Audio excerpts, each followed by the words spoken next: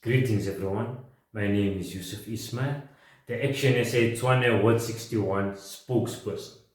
I want to tell you why I joined ActionSA and why you should vote for ActionSA in the upcoming elections. We all have a choice in life.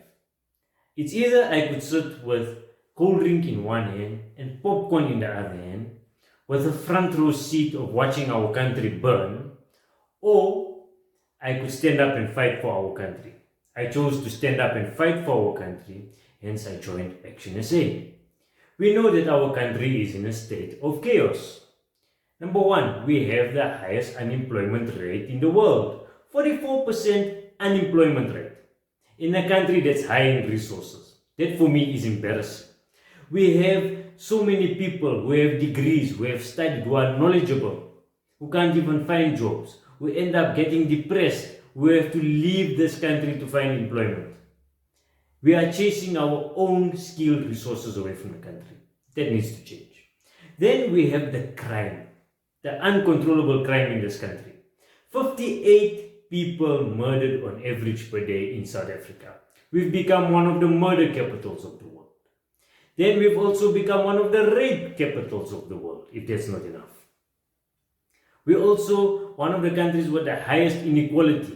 Now, the next point that I want to discuss is probably the cause of most of the problems, which is the corruption. How can we expect the inequality to reduce when the money that is meant to uplift the poor is being looted by the government? How can we really solve that issue? We can't unless we stop the corruption. There will always be poor people, and the people will resort to crime when they have no jobs. As ActionSA, we believe that corruption is public enemy number one, and we take it as that. Let's see also on our ward level what issues we face. We face water issues, we face electricity issues, there's dumping. But let me tell you, the issues that we experience in Tswane Ward 61 is not isolated to Ward 61. It's a problem that is experienced throughout the country. Let's look at, for example, the water, our water infrastructure that is crumbling. There's been relatively no maintenance on our water infrastructure. Why? Because of the looting. Look at our electricity, we're having load shedding most of the time. Why? Because of the corruption. We spent so much money on bailing out Eskom and so much money to cover up the corruption that our country is failing right before us. Now what ActionSA, we are saying that we want to change everything. We want to bring law and order into this country.